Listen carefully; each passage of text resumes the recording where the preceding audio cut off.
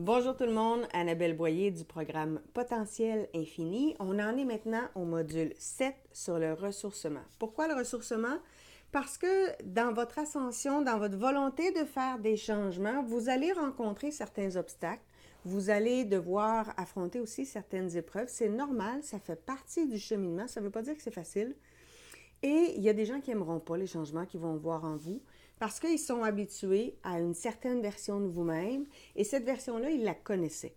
Cette version-là, ils savaient aussi comment l'utiliser, comment la manipuler dans certains cas.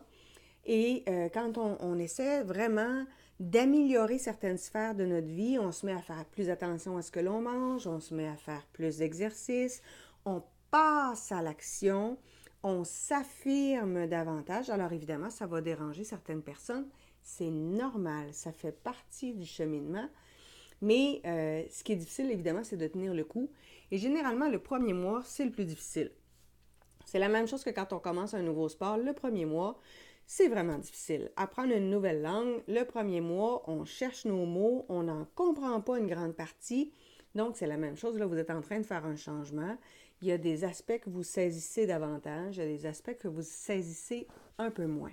Et dans cette période-là de changement, d'amélioration, évidemment, vous allez recevoir des critiques. Et ça, c'est important qu'on en parle parce que les critiques viennent nous affecter, vont nous faire douter de nous et peuvent, dans certains cas, nous faire abandonner. Les critiques peuvent venir évidemment de gens qui sont de l'extérieur, de parfaits inconnus sur les réseaux sociaux. Ils peuvent venir de notre conjoint, de notre conjointe, de nos enfants, de nos parents, de nos frères et sœurs, de nos voisins, de nos collègues de travail, d'amis qui nous connaissent depuis peu ou depuis très longtemps. On ne sait jamais de qui ça va venir. Rappelez-vous qu'une critique n'est pas nécessairement adressée à vous. C'est Patrick Leroux qui disait que quand quelqu'un vous pointe du doigt, évidemment, il y a un doigt dans votre direction, mais il y en a trois qui sont dans sa direction. Le commentaire qu'il vous fait, il n'est peut-être pas tant adressé à vous qu'à lui-même ou à elle-même. C'est facile à dire, c'est pas facile à faire. Personnellement, quand je reçois moi-même une critique, je vais avoir quelques heures où je vais devoir, j'allais dire, l'encaisser dans un premier temps et ensuite l'accueillir. Et l'accueillir, ça ne veut pas dire de prendre la critique comme si elle était nécessairement vraie. L'accueillir, c'est regarder en soi ce qui est en train de se passer, parce que ça nous met en lumière certaines blessures qui ressurgissent. Ça met en lumière ce qui en nous demande davantage de travail, demande davantage, comme dirait le docteur Len, de nettoyage. Donc, ça nous permet de voir de quoi on doute encore en nous. Ça nous permet de voir sur quoi on doit travailler en nous. Et c'est ça qui est important, parce que c'est ce qui va faire que la critique va vous rendre plus fort. Et l'idée, ce n'est pas de vous faire une carapace qui va faire que vous allez devenir insensible. Ce n'est pas ça l'objectif. L'objectif, quand on reçoit une critique, c'est d'apprendre sur nous d'abord et avant tout, et non pas sur l'autre. Parce que l'autre, généralement, quand il nous lance une critique, surtout si elle est dénigrante, agressive, généralement, l'autre nous parle de sa souffrance à lui ou à elle. Sa souffrance lui appartient, vous n'avez pas à la prendre. Ce que vous avez à prendre, c'est votre propre souffrance. Et celle-là, elle témoigne de beaucoup de choses. Donc, ça se peut que vous ayez, à ce moment-là, beaucoup de peine, beaucoup de colère. Il peut ressurgir un sentiment d'injustice. Il peut ressurgir un sentiment de rejet. Il peut ressurgir un sentiment d'abandon. Donc, c'est ça qu'il faut regarder. Dans certains cas, je connais un ami qui, lui, c'est le sentiment de trahison qui ressort davantage. Chez un autre, c'est le sentiment d'humiliation. Donc, qu'est-ce qui ressort chez vous? Et c'est ça qu'on va devoir aller travailler à ce moment-là. Vous pouvez le travailler avec un psychologue, vous pouvez le travailler avec un coach, vous pouvez lire. Il y a plein de livres à la bibliothèque qui peuvent vous aider à cheminer à travers ça, mais juste d'être capable, quand arrive une critique, de verbaliser ce qui se passe en vous. Moi, quand je reçois une critique, souvent, je vais prendre du temps avec mon conjoint, du temps avec mes enfants pour essayer de nommer les émotions. Et c'est pas nécessairement facile parce que des fois, le réflexe, c'est de les écraser, de les occulter, d'essayer de ne pas trop les ressentir, ou au contraire, de vomir nos émotions sur l'autre, de vomir notre colère envers l'autre et ce n'est pas mieux, ça ne nous aide pas. Donc, il faut être capable de dire « je me sens triste, je me sens en colère, je me sens mal, je n'aime pas ce qui se passe en moi, je doute de moi, j'ai peur de continuer, je ne sais plus si je suis sur la bonne voie. » Il faut être capable de nommer ces choses-là. Parce que plus on les fait sortir, plus on se libère. Ce que l'on garde en dedans nous rend malades. Donc, plus on se libère en le faisant le plus sereinement et en parlant au « je », en faisant des affirmations positives, pas des phrases avec du « ne pas », sans porter d'accusation sur l'autre, sans se déresponsabiliser, mais sans culpabiliser l'autre. On nomme notre émotion, on nomme notre état, on nomme notre besoin. Et tranquillement, le cerveau va se mettre dans une option davantage d'opportunités, de solutions, de gestion des émotions. Tranquillement, ça prend du temps, mais il va le faire. Votre cerveau, votre cœur et votre corps sont des alliés, puis il faut les utiliser. Ils sont là justement pour vous aider, vous accompagner là-dedans. Il y a quelque chose à apprendre d'une critique. Mais c'est aussi important quand on reçoit une critique de prendre du temps pour soi.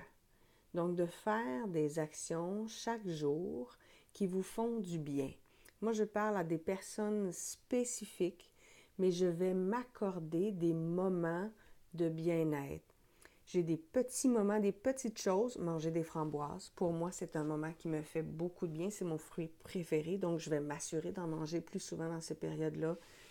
Prendre une marche en forêt, prendre un bain, lire, s'installer dans une couverture chaude, faire quelque chose un peu plus cocooning, mais des choses qui vous font du bien. Mettre de la musique, une musique qui vous fait du bien. Personnellement, dans ce temps-là, je vais mettre soit du classique, soit du blues. Donc, entourez-vous, créez-vous un environnement qui est sécurisant, qui est réconfortant et qui vous fait du bien. Et identifiez des lieux qui vous donnent de l'énergie. Par exemple, moi, je vais aller l'été à la Maison Lavande à Saint-Eustache parce que ça me fait un bien fou. Il y a des endroits comme ça. Je vais aller au Calvaire d'Oka, aller prendre une marche. Je vais aller au Marais Boutillier, à Rosemère, pour aller prendre une marche. Donc, je me promène dans des endroits qui me font du bien, qui m'énergisent.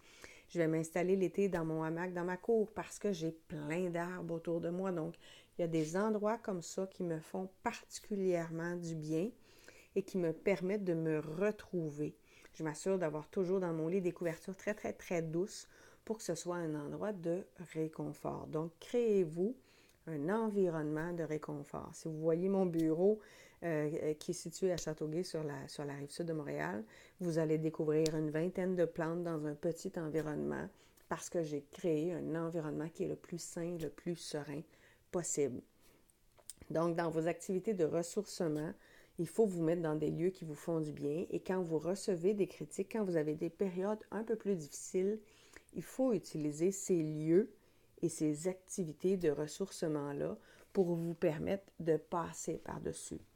Rappelez-vous que les critiques ne sont pas nécessairement dirigées contre vous. Oprah s'est fait dire qu'elle ne ferait jamais une bonne animatrice de télé.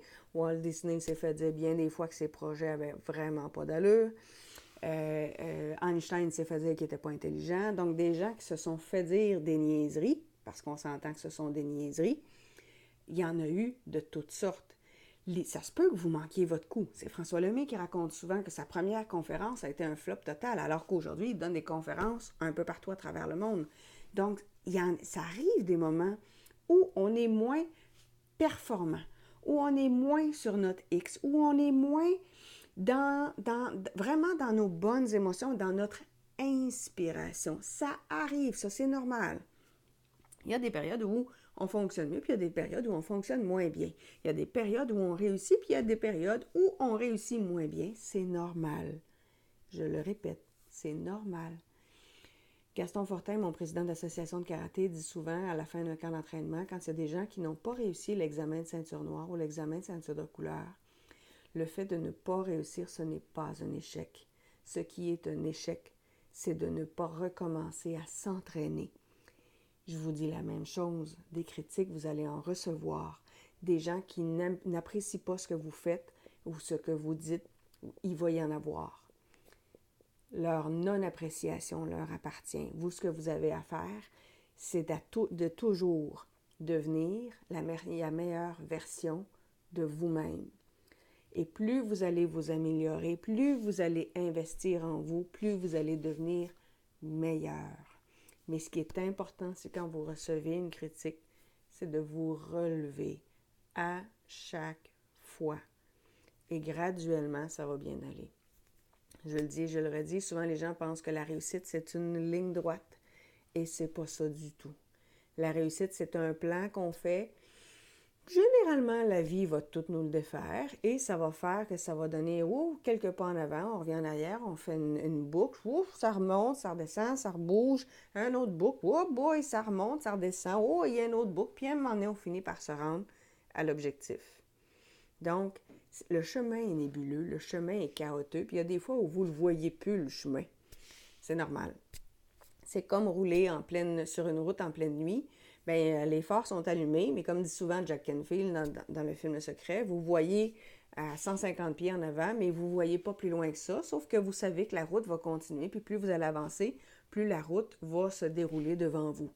C'est le même principe. Même s'il y a des fois où vous vous sentez un peu perdu, gardez en tête votre objectif, gardez en tête la carte mentale que vous avez faite, gardez en tête le plan que vous avez fait, les objectifs que vous avez déterminés, les moyens d'action. Et régulièrement, d'ailleurs, à tous les 3 mois, révisez votre plan pour voir comment ça s'enligne, regardez si ça a du bon sens, échangez avec des gens qui ont déjà réussi, pas des gérants d'estrade, mais ressourcez-vous, c'est important. Sur ce, on se retrouve bientôt pour une prochaine capsule. Au revoir.